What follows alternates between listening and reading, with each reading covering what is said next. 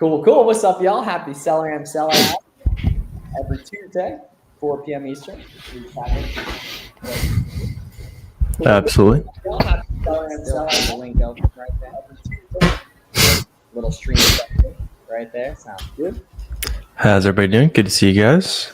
We're going live for the free class in 3 hours as well, or 3 hours. Yeah. I was doing my math was a little broken there. Yeah, 3 hours. I'll see you guys for the free class. We'll be live on just like a private Zoom call, basically. Showing you guys how to kind of get prepped for Q4, source products, and just a bunch of stuff that some of it's on YouTube. A lot of it is not on YouTube. Just gonna put it all in one place. Make sure you have a really solid game plan to crush Q4. And we're excited to put you guys on some game tonight. So you can register for that down below if you're already in here watching the replay, and let us know what questions you guys got as well. Cool. You excited to see a bunch of people in person this week, Warner? Oh yeah. Let us know if you guys are coming to the conference in New Jersey. Yep, I guess on Thursday as well. Sellers United. We got I think over 30 students coming. I made a group this morning here, and everything. What items should I look for at Walmart? Yeah, so we don't really like the idea of like sourcing at a specific place. When you're a beginner, that would be manual sourcing, right? Eventually you'll do that, right? But when you're a beginner, just focus on storefront stalking, right? Which is just looking inside the storefronts of people that you already know are making money by looking and pinpointing their review count, basically with that. So looking inside the storefronts of other sellers, seeing what they got. I think that's way more simple, easy, and just less complex than manual sourcing. Once you know a favorite supplier, favorite brands, et cetera, then you can headhunt them once you know how to make a specific place good. But it's just incredibly, incredibly difficult to go on Target.com, go on Walmart.com, and try to find profitable leads right there. Yeah, Walmart in particular is going to be a really bad. You're never really going to manually source Walmart to begin with, just because there's no ways to create extra margin in general. Yep, just tax exempt. Yeah. Yep. It's just Xbox says, do distributor invoices need to have my address from Seller Central? Yes, exactly. Yeah. So like all the order confirmation emails you're going to use for ungating online arbitrage products, you're going to have that on there and everything. And the same thing with wholesaler, any type of ungate right there. Yeah. Yep, absolutely. What up, Adrian? Holy shit! All right, that boy getting ready for FBM season. You got a bunch of free, labels there. You love to see it. Right there, yeah, 4,000 orders or of labels right there. Yeah, I'll go get some free labels. Right, there was propaganda and there was a rumor going around that they no longer send them, which is not true, clearly based on that and everything. But yeah, USPS and UPS sent out a lot of free shipping supplies, so go lock them in. No brainer, no reason not to, right? And there we go. Fern put me onto the Infinite label. Hey, shout out my dog Fernando, the pride of Utah. Saw him going crazy on Twitter too. That's love right there. Infinite label glitch. Now, Shaniska brings up a great question right here. How about Ross, Marshalls, etc.? Exactly. So Walmart is not a discount store. So you definitely shouldn't go do retail arbitrage at Walmart, except on clearance and especially secret clearance here and there, right? Some free game is if you want to do really well at Walmart, get the Walmart selling app and go scan the video games, or no, sorry, not the Walmart selling app, just the Walmart customer app, and go scan the video games, and you can find what's called secret clearance, where you can tap in and take a look at stuff that is lower than the advertised price in the retailer, right there, and everything. So that's fire right there, and all that, and then so that would be the only time to go to Walmart and scan stuff. You can bolo hunt there if you know an item's good, tap in, right? But yeah, Ross, Marshalls, TJ Maxx are discount stores. Grocery outlet, Ollie's. So those are great opportunities to go to retail arbitrage and just scan as much as possible. And a really good tip, especially for consumable types of products or products that are typically bought in multi-packs, is if a one pack is close or break even or anything like that, you can always go ahead and look up and see if there's any 2 packs available. Just literally just going on Amazon.com on your phone. Absolutely. Yeah, let us know if you guys have any specific products you want us to take a look at as well. We like doing that on the SellerAmp streams here. Let's see what's the average buy box share new sellers typically receive. I mean, it's going to depend on the item, but in general, you'll get, let's say there's 3 sellers who have a $10 price and there's 3 other sellers that have a $20 price. Those 3 are going to usually share the same amount of buy box. There's some other things that'll go into play, like if you have 5 units in stock, obviously you're not going to be in every warehouse. So you're not going to have prime shipping all over the country. So somebody who has 100 units in stock is going to get more buy box than you. But all else equal, you're going to kind of share sales on that item basically. Yeah. And the nice thing is you literally, as a beginner, you don't need as long as you're getting like a couple of percentage points on anything that sells quick, you're going to sell out pretty quick because you should just be doing test orders. You know what I mean? Let's see. Check out the recent Q4 on sauce. Yeah. Buy Box Bandits. We back. Check out the Buy Box Bandits podcast. Priscilla says, if I live on the road, can I get ungated using my temporary address or will that not work? Aha. Now, great question, Priscilla, and credit to you obviously for looking to get going with Amazon on the road. So you can use your prep center and then just have the billing address be your permanent address, or you could ship to your temporary addresses and just have the billing address be your address, and then you'll be good to go. What's up, Elizabeth Torres says, but you have to be ungated in any found items. So it's not that so I guess technically, yeah. So you for retail arbitrage, yeah. But some stuff's going to be auto ungate, right? So we both have really good auto ungate sourcing videos and don't see ungating as like a big barrier, even if it might take like 1, 2, or 3 weeks per brand on average, right? And definitely come to the free class tonight too, Elizabeth. And you're going to see some really, really helpful product sourcing stuff that's going to be very helpful for finding auto ungate leads. So stuff you can sell without even providing the documentation right away on Amazon. Yeah, absolutely. What's up, Carol? You can use software on as many different devices as you want. Some tools will have limits if you have like a lot of users on it. Like for example, your SellerAmp. I'm pretty sure SellerAmp basic plans come with 3 different people that can use it. I think it's 3. Let me check. You could confirm that on the pricing, but that'd be the only limit to that, Carol. Is as long as the software lets you. You yourself would be fine though. I assume you don't have a team, or if you're asking that. Yeah, 2 Chrome extension logins simultaneously in 1 phone app right there. Yeah, but the nice thing is they're $20 a month. If you need more, it's super easy to go ahead and get. Or you can upgrade for a grand total of an extra $7 per month. Or $10 per month extra. Let's see who we tapping in. See, T said he's got a case with Amazon, taking a while, been 5 days. It's not like completely out of the ordinary. It is a little bit longer, depending on what the case is. Totally. Depending on what the case was for, I could see that being the case. If it's something like ungating, it's almost never going to take that long. If it's like a more specialized thing, then a little bit late, but nothing too crazy. Just got to wait for it, unfortunately. Do you have an example of what format? So very similar to an ungate, Jeremy. So very similar to an ungate, man. So just going ahead and creating a combined PDF on those there. Yeah.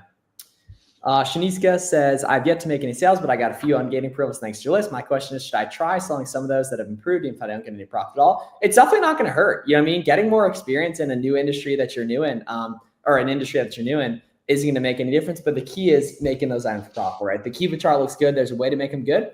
And, we're obviously here to help. And I have a really good video I'm posting the next couple days that goes into really just the full checklist of what you need to go through. Because where so many beginners go wrong is they think that you're going to find items at profitable prices, which is very, very rarely the case. Typically, you make items good using your reseller certificate, using coupons from the extensions, Birds, Capital One Shopping, and Cooper. Right? Email, account, and text sign up coupons. So just scrolling down on the retailer, seeing if they got an email sign up at the bottom, seeing if one pops up, auto ship, wholesale deals potentially, and really just very, very rarely will something be profitable at the advertised price. You got to make it good. Yes, exactly, T-San, right?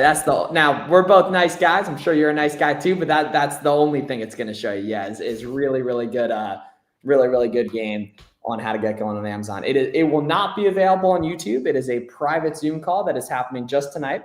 So feel free to go ahead and register. There will be future ones in the future, but now's a really good time to do it. It's going to be the last one for probably like 3 weeks right there. So it's a very good idea to tap in on that tonight, 7 p.m. Eastern.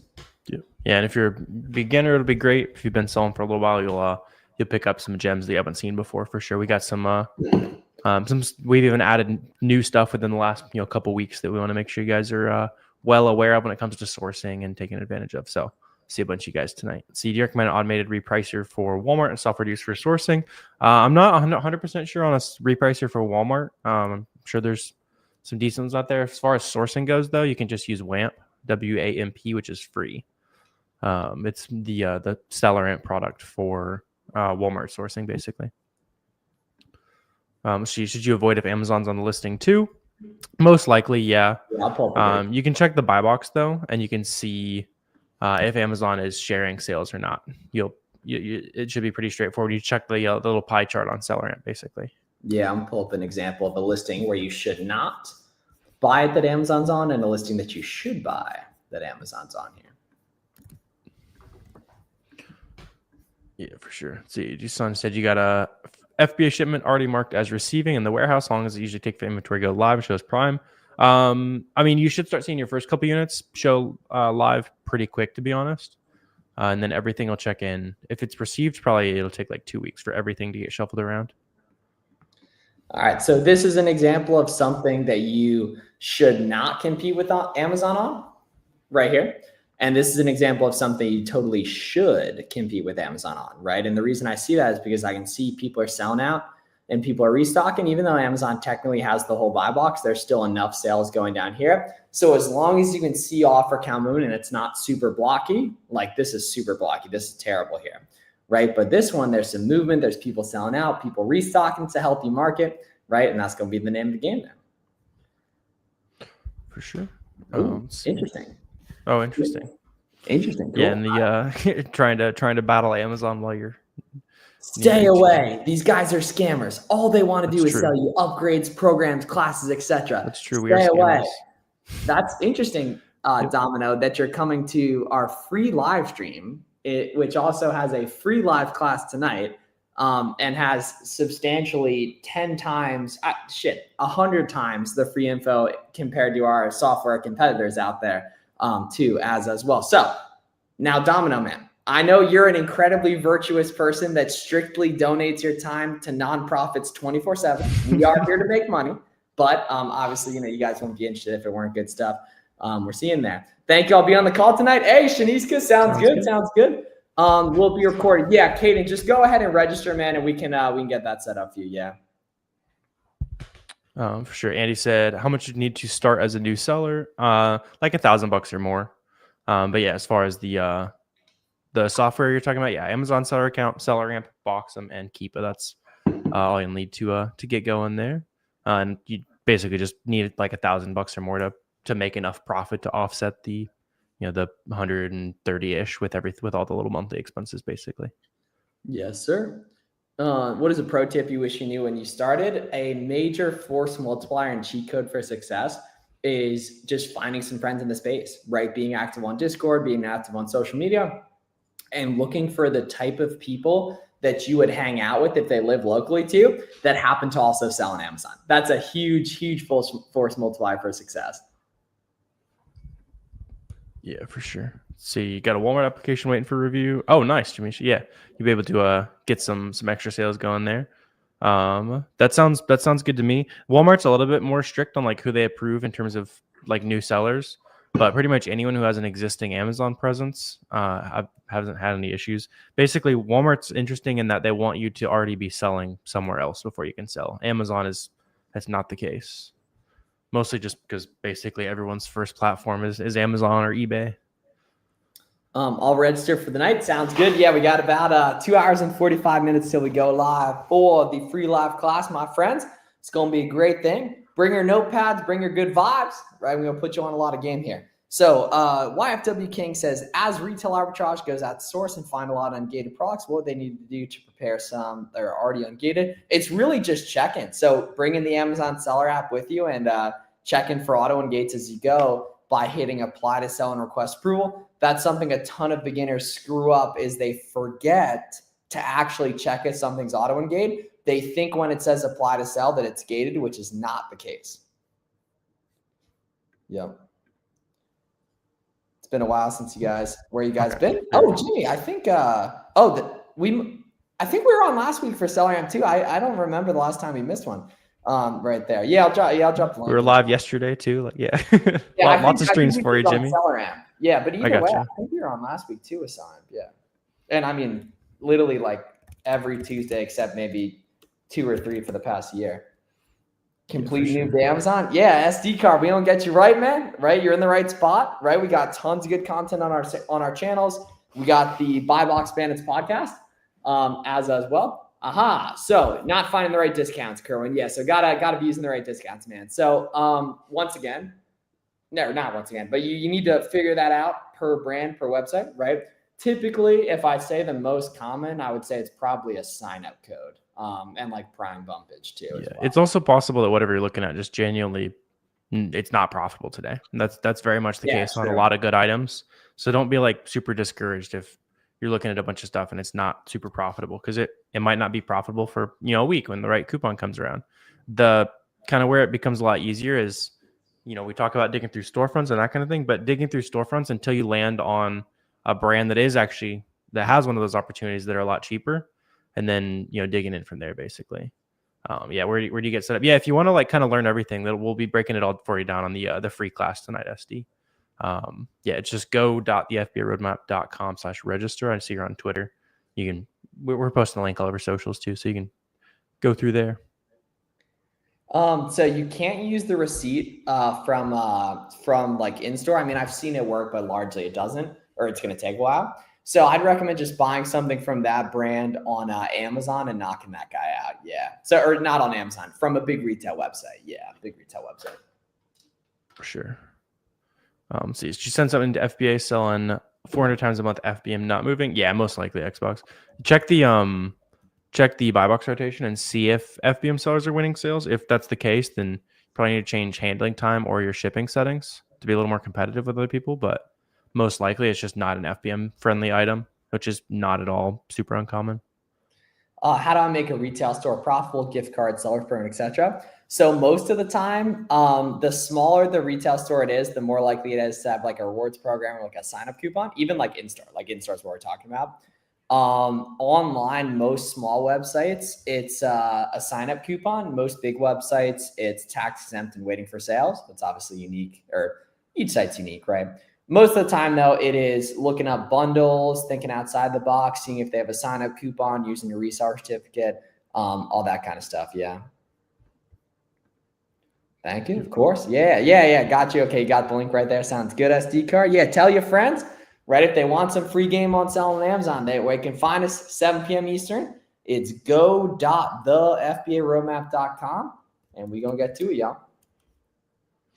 Sounds good. Let's see, Sage, you're doing some retail arbitrage, finding a lot of ungated products. What did you need to do to prepare? I mean, like when you scan it, you'll see what's like auto ungated for you. The nice part is like doing retail arbitrage, you're finding a lot of like, mid-tier brands, right? Because they're the clearance stuff that didn't sell crazy fast. And a lot of those tend to be the auto ungates. And if they're not, you can get an online invoice if you keep seeing that brand a lot in stores and that kind of thing. So Lex Lucius says, do you recommend selling other people's listings? So it's not that it's other people's listings. It's just listings that already exist, right? So the entire business model is built on not creating our own listings, but just selling listings that the brands created years ago that have been selling well for years. Yeah. Yeah, that's like the kind of the whole point. Otherwise, you might as well like make your own product from scratch and own the listing and that kind of thing. Which you need like 10K minimum to do, and it's very risky. Definitely some advantages with that, but yeah, it's a lot. You're not going to want to do that as your first business at the very least.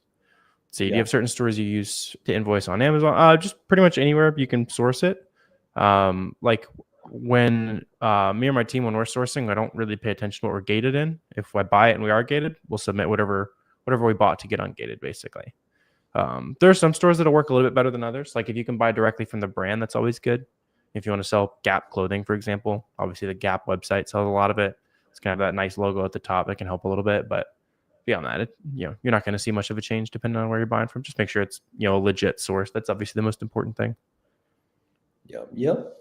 Nice and easy right there. So yeah, the big thing is you don't find stuff good, you make it good when you get started doing product research. Online arbitrage, right? Retail arbitrage, you actually pretty much everything that you're going to find profitable is just profitable at the advertised price, as long as you're using like tax exempt and stuff.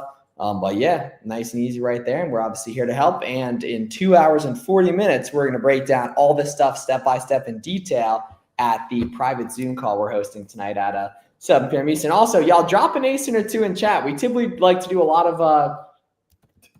live ACE interviews on SellerAmp Seller Hour every Tuesday, but no one's dropped any yet. So let us know if any ASINs y'all want us to review here. We'll pop them up, break them down using SellerAmp and Keepa. And see what makes sense for y'all right here. Absolutely.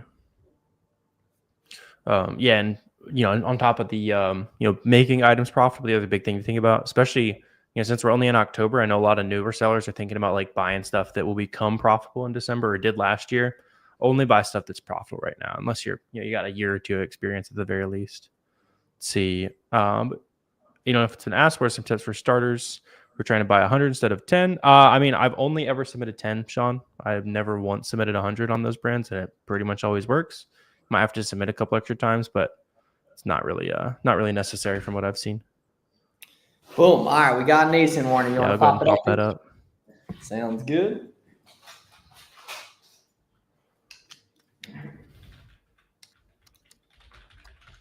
Oh, we just got a couple here. All right, hell yeah. All right, we're going to pop it up here. Yep. We're going to take a look for y'all here. Let's see. All right. Should be good to throw me up here. All right. All right. So, grocery, cool. Right off rip, the Keepa looks amazing. This is Keepa looks amazing. Yeah. The only problem is that it doesn't sell super fast, but the Keepa looks great, right? Because you got lots of third-party sellers. Just one of those initial things I like to look for is, I'm just going to simplify. If the buy box price moves a lot, that means that the buy box seller is shifting around between different sellers. I honestly wouldn't be surprised if it sells faster than this. We could even dig in on the offers tab and see if we can confirm that. Yeah, this is a great lead. Yeah. So if you go sold 30 days, we can see like stock counts and what their price was over time. So in my opinion, this definitely sells faster than 14 times a month. Yeah, definitely. I would say it tends to be an underestimate, but yeah, you can see like all these people, getting this item stocked in for 25 to 27 bucks. Stock counts decreasing pretty fast on a lot of these. Like this person sold, it's like 6 of them in a couple days. A lot of people selling out on this. So yeah, I like it. The only, let's see, feedback's not very great, but no. Yeah. Sometimes you'll see if it has bad feedback, people like the listing is misleading or something. So that's the only other thing I would check on here. It's probably a relatively new listing. They're just saying like they're like the product is gross or something like that. 2 reviews. Yeah. Yeah. So yeah, but just look out for that. If you see like really bad reviews, sometimes it'll be like when the customer will think it's like a 2-pack and really it's not, and so on. Yeah, we got another one here. Ooh, sweet. Yep. All right, looks promising as well here. Just off rip. Yeah, it's like a weird brand you never really heard of. You got Lewis Family Commerce in the buy box. That seems like a classic reseller. Got 32 sellers on it. Check out the Keepa and stuff here. So definitely a little bit of a seller count increase recently. Let's see. I don't know if T dropped a buy cost here. Let's see. Not immediately seeing it pop up. So yeah, I would not immediately figuring out where you're sourcing that from, which is good. That's very good that it's a little bit hard to find. So in this case, especially with the buy box price going down a little bit and new seller count increase, I would personally want to be profitable where the price is right now, because it wouldn't be surprising if it stays there, especially since you can see like price was $33 when there was basically like 10 to 14 sellers, and it's gone down a little bit, but not like an insane amount with 3 times as many sellers. So just make sure you're profitable here. You should be good. There's also a good note, like sometimes the IP complaints are, this is going to show up if the brand has ever IP complained on a single one of their listings ever, right? So in this case, I don't really see any history of there being an IP complaint on this product, even though it's saying that there might be IP complaint. So what there probably is if you search this brand, maybe it's like an old IP complaint that's still showing up there. But I bet, let's see, I don't know why it took me Whole Foods. But if we search this, Whole Foods. Yeah. Like the top ones, I bet will be sold by the brand or Amazon or something like that. See, like here's the most popular one. No, interesting. Yeah, so maybe they just used to IP complaint or something. Like this has 52 sellers. So I'm not at all worried about selling this brand. You can see, never really any history there. The main thing, like if you see this IP badge, just check the past new seller count. See if like the brand themselves were on it, or see if there's a huge, like very quick drop off in sellers. Like this is a quick drop off, and this is a quick drop off, but it's not like all at once. You can see everybody selling out. Oh, that's just Q4 demand. This looks like a great Q4 item, honestly. That's interesting. Yeah. I guess it's like maybe a giftable brand or something like that. Yeah. Let's see. Lex Luthor says, I got sellers wanting me to kick off their listings. So Lex, you either are actually listing on other people's private labels, or those are just scare tactics by sellers saying they're the brand. So Lex, I think definitely make sure that you're selling on listings that a lot of other people are selling on at the same time. You might accidentally be hijacking people's private labels and not even realizing it.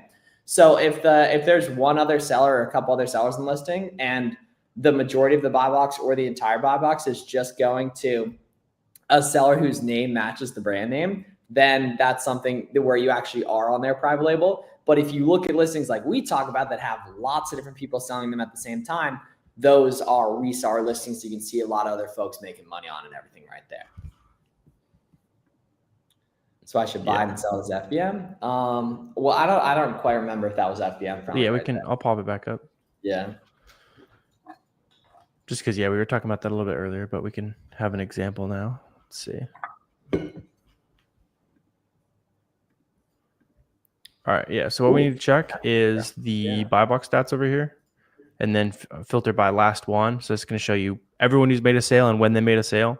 So lots of people making sales, but it does look like almost all of them are FBA. Like the last FBM sale was 9 weeks ago. So it seems like a very FBA-centric item for now. Maybe that changes during Q4, but honestly, you'll see it especially on some of these like slower selling listings. That's not super uncommon for it to be like very FBA dominated. But yeah, good question there, Pamela. What does IP mean? Yeah, Carol. So if you sell a product that the brand doesn't want you to sell, and they're like policing the listing, they sell on it themselves, they can get you removed from the listing with an intellectual property complaint, basically. You can get it appealed pretty easily just showing you buy legitimate inventory, but then a lot of times you might get stuck with inventory. So the main thing to avoid is just selling things that the brands already sell, or have that like IP warning we were looking at. And there's like a history of there being like a lot of people getting kicked off the listing before. Like it's probably not going to be. Yeah. So you'd want it like if this was like slowly going up to 11 and then all of a sudden it went back to 1, it's an IP complaint and they kicked people off the listing.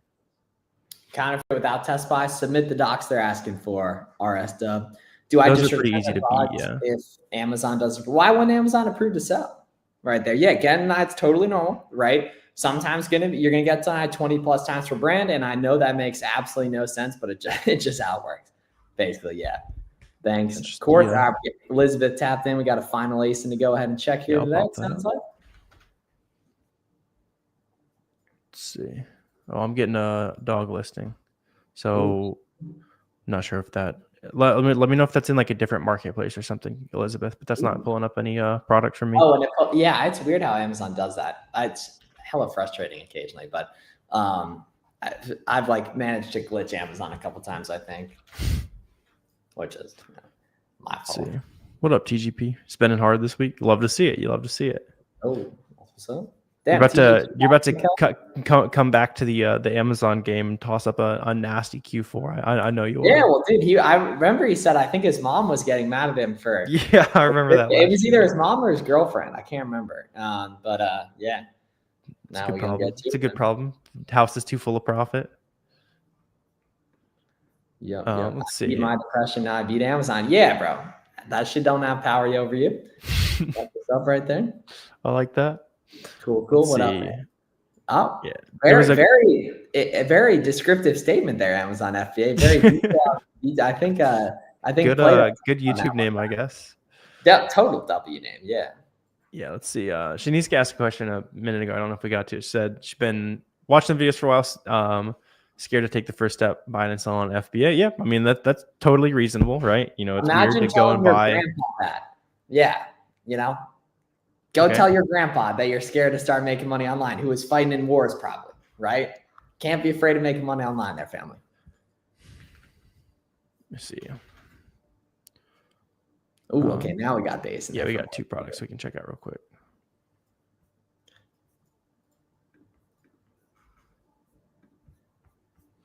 Sweet. All right. This one. Brand new. Let's see. I don't know if this is ever sold. Interesting find. Probably like a retail arbitrage. Yeah, it's got to be retail. Yeah. I want to see some guy. Oh, there it is, right there. There was one person on it in I don't even know what year that 2016, and it looks like they sold out for $20. Cool. You could try to bring it back and It would, yeah. you know, list it really high and gradually bring your price down. I wouldn't buy more than like 5 though. I don't mind selling things like, you know, you find products where Amazon or no one's been selling it for a little while. In fact, I'm going to show you guys how to source products with zero competition on the free class tonight. And I like stuff like that. But usually you want to see, 3 months ago, people were actually selling it and then it still has demand. So this is like a little risky, but I could definitely see this selling. It's a popular brand with like a nice, like seasonal scent, that kind of thing. Yeah. Sweet, sweet. All right, we want to do Pamelaization as well here. Guys, we're going to hop off here in a sec, so make sure if you want a lot better content than this, that you come to the free class tonight at 7 p.m. Eastern right there.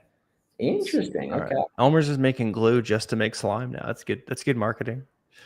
Let's see. So it's going for, let's turn on our FBA here. So a lot of FBA offers are like 15 on that.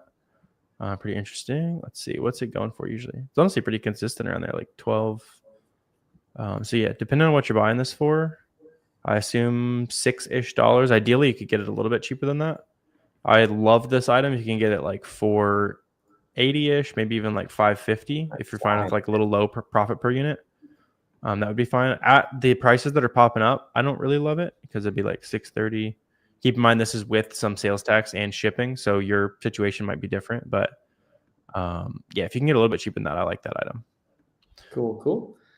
Always better than RA. I mean, like you don't have to do only 1 or 2, but always definitely more scalable. Amazon's asking for letter of authorization. So they're asking for a letter of authorization or the order confirmation email. Just do the order confirmation email. Ooh, this guy's price tanking. Okay. Check this out. Yeah, so this is a classic example of price tanking. I can almost guarantee you it was profitable $18 if we just Google it. So it's going to be like when we search it up, it's going to show up at $7.99 or $9.99. There was a 20% coupon at some point. Let's see if that's correct. Oh, maybe it's even cheaper. Let's see. Is it 4? These are small. I think that was a large. Interesting. Okay, let's see. It's interesting it didn't pop up. You can always put it in like quotations if you need that certain thing to show up. See, PetSmart is probably this for $10, and I bet there was a 20% coupon. 6 count. This is an interesting case for sure. Let's see. Yeah, I'm not immediately finding it right off the bat. I'm sure we could if it looks like it's from PetSmart, but let's see. Right now it's going for like 12-ish bucks. If you're paying 4 or less, you can go for it. Like if there's a variation of this I'm missing where you're getting it for like $327, I like it a lot, especially since it's kind of probably at an all-time low price right now, and I wouldn't expect it to. Yeah, like you can see, price has gone super low. I wouldn't expect it to go much lower than that. So if you're buying it for that same price, then I like it, but I'm not seeing it immediately. Cool. All right. Thanks y'all for tapping in here. We'll see you guys for the free live class in 2.5 hours and all that. And we're here for you guys live every Tuesday, 4 p.m. Eastern for SellerAmp. And then we've got the private Zoom call live class going on 7 p.m. Eastern. Y'all get registered for that. And excited to see some of y'all in person this week at Sellers United. Y'all have a great one. Absolutely. See you later. Come see you guys in a bit. Y'all be great.